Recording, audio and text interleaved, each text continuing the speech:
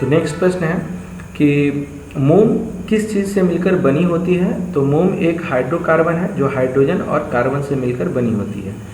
जब हम किसी भी ईंधन को जलाते हैं तो क्या बनता है, ये ध्यान रखिएगा। कोई भी जो जलने वाला पदार्थ हो तो उस जलने के बाद क्या होता है, यहाँ लिखा है जब हम किसी भी ईंधन को जलाते हैं तो कार्बन डाइऑक्साइड और जलवाष्प बनता है, ये ध्यान रखिएगा। क्योंकि वो जब जलेगा कोई भी ज्वलनशील पदार्थ तो उसमें कार्बन डाइऑक्साइड और जलवाष्प बनता है। ठीक है, अब आते हैं नेक्स्ट है कि आग के फैलाव को रोकने के लिए क्या करना चाहिए? कभी भी अगर बाय चांस कोई दाह्य पदार्थ में आग पकड़ गई हो और उसके फैलाव को रोकना है तो देखिए इसमें कौन कौन से कंडीशन है। दाह्य पदार्थ को या तो देखिए दाह्य पदार्थ को हटा देना चाहिए, या ऑक्सीजन की आपूर्ति बंद कर देनी चाहिए, या है ना, या उसके ज्वलन ताप को क्या करना चाहिए, बढ़ा देना चाहिए। मतलब ज्वलन ताप को अगर बढ़ाते हैं तो क्या होता है कि वो ऑटोमेटिक बुझ जाता है। इसका मतलब आते हैं, एक्सप्लेन करते हैं इसको अच्छे तरीके से। देखिए अगर कोई भी दाह्य पदार्थ हो, जैसे मान लीजिए कि एक पेपर हो, ठीक है, इसके अगर मान लो इस पेपर में आग लगी हो, ठीक है, तो यहाँ पर क्या लिखा हो, अगर बाय चांस ये पेपर नहीं लेते हैं तो पेपर तो बुझ जाता है। जो ये होता है ना पुआल वाला जो होता है पूंज, ठीक है, उसको एग्जाम्पल लेते हैं। ठीक है, अगर बाय चांस इसमें आग लगी हो तो क्या करना है, सबसे पहले बोला दाह्य पदार्थ को हटा लेते हैं। देखिए सबसे पहले जहाँ पर आग लगी हो, ठीक है, तो उसको हटाने का प्रयास करना चाहिए। अगर हट जाता है तो आग बुझ सकता है। दूसरा होगा उसके बाद ऑक्सीजन की आपूर्ति बंद कर दी। देखिए यहाँ पर हो सकते हैं कभी कभी देखते होंगे आप लोग कि घर में छोटा मोटा जगह में अगर कहीं पर आग लगी हो तो आप उसको सिलेंडर को क्या करते हैं, कपड़ा से अगर कभी ढकते हैं तो ऑक्सीजन की आपूर्ति उससे बंद होता है और वह क्या होता है, बुझ सकता है। ठीक है, नेक्स्ट है इसी में कि या तो क्या करना है, उसके ज्वलन ताप जो होता है उसको बढ़ा देना चाहिए। ठीक है, इसको ध्यान रखिएगा, इसके जो ज्वलन ताप होते हैं उसको बढ़ाने से क्या होता है, वो बुझ जाता है। नेक्स्ट समझते हैं। तो देखिए ये जितने भी प्रश्न इसमें बताए गए हैं ये आपका मिडिल क्वेश्चन भी है। बहुत सारे ऐसे बच्चे होते हैं मिडिल क्वेश्चन को नहीं निकाल पाते हैं, इससे ये बेनिफिट उसको कि वो मिडिल क्वेश्चन भी कवर कर सकेंगे। और ज़रूरी नहीं कि जो बुक में क्वेश्चंस दिए गए हैं बस उतना ही याद रखना चाहिए। आप लोग इसको इसलिए इससे बना दिया गया है कि इससे आप लोग अधिक से अधिक प्रश्न याद कर सकें, है ना। और 8 क्लास से बहुत सारे अब तो बहुत सारे शिक्षक का भी एग्ज़ाम होता है तो उसमें मिडिल क्वेश्चन से पूछ लिए जाते हैं, तो इसलिए ये सारी चीज़ के लिए इम्पॉर्टेंट है, इसलिए इसको मिडिल क्वेश्चन देकर बनाया गया है। ठीक है, तो नेक्स्ट आते हैं कि आग बुझाने वाले जो संयंत्र होते हैं तो उसको मतलब क्या कहा जाता है। तो अब याद रखना, आग बुझाने वाला आप लोग देखे होंगे मॉल में कभी, तो रेड कलर का इस तरह बना टाइप से होता है ना, आप लोग देखे होंगे सर्कल टाइप से।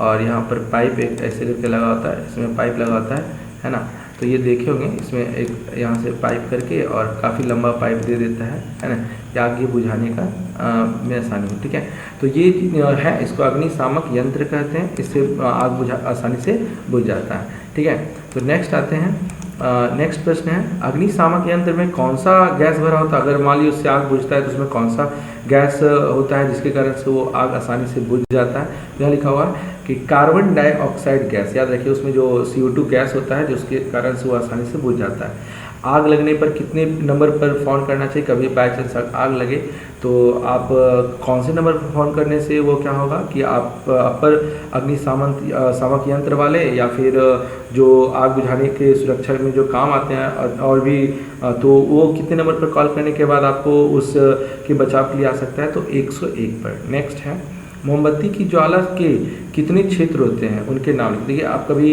मोमबत्ती का जो ज्वाला होता है बोल रहा है उसका कितना क्षेत्र होता है। ठीक है, सबसे पहले समझते हैं मोमबत्ती के बारे में। ठीक है, तो देखिए यहाँ पर मोमबत्ती को ले लेते हैं। ठीक है, तो उसका जो ज्वाला होता है उसको 3 क्षेत्र होता है। एक होता है देखिए सबसे नज़दीक वाला होता है, ठीक है, जो कि ज्वाला का सबसे बाहरी क्षेत्र होता है। तो याद रखिएगा इसका 3 क्षेत्र, बाहरी क्षेत्र, मध्य क्षेत्र और एक होता है सबसे जो बाहर होता है। ठीक है, ये हो गया।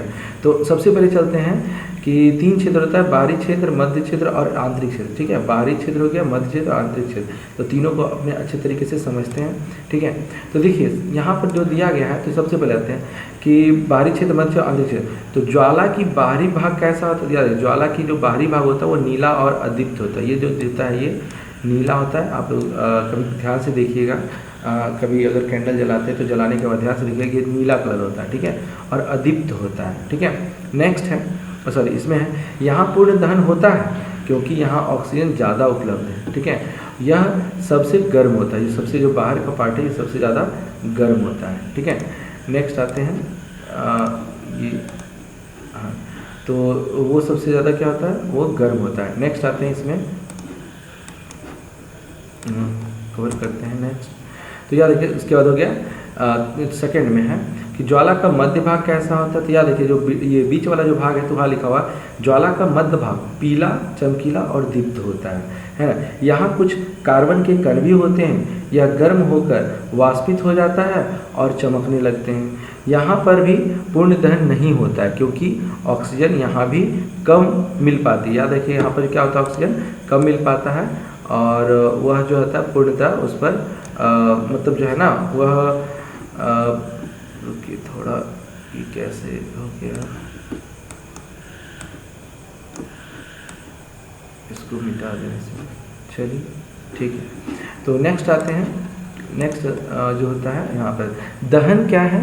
तो लिखा हुआ है कि वह रासायनिक प्रक्रम जिसमें पदार्थ ऑक्सीजन से अभिक्रिया कर ऊष्मा देता है दहन कहलाता है। देखिए क्या है दहन, क्या है, वह रासायनिक प्रक्रम है जिसमें पदार्थ ऑक्सीजन से अभिक्रिया कर जब ऊष्मा देता है तो वह दहन कहलाता है। आप लोग देखे होंगे गैस स्टोव या बर्नर में, तो वो क्या होता है, सबसे पहले क्या होता है वो गैस इससे निकलता है और ये क्या होता है कि वो एक तरह से दहन का काम करता है, जो कि ज़्यादा मात्रा में क्या होता है वो उसमें आग उसमें जो ज्वाला होता है काफ़ी तेज होता है, उसी को दहन कहते हैं।